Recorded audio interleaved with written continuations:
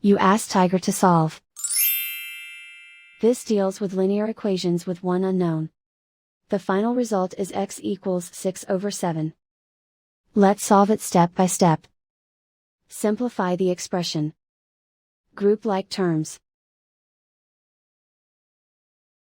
Group the coefficients. Convert the integer into a fraction.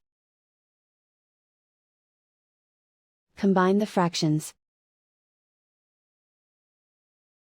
Combine the numerators. Simplify the arithmetic.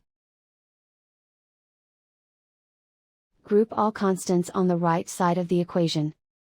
Subtract 2 from both sides. Simplify the arithmetic.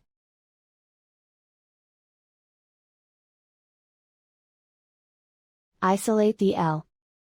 Multiply both sides by inverse fraction 3/7. Move the negative sign from the denominator to the numerator. Group like terms. Multiply the coefficients.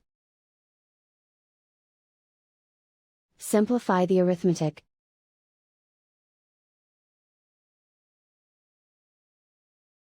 Move the negative sign from the denominator to the numerator. Multiply the fractions. Simplify the arithmetic. And so the final result is x equals 6/7.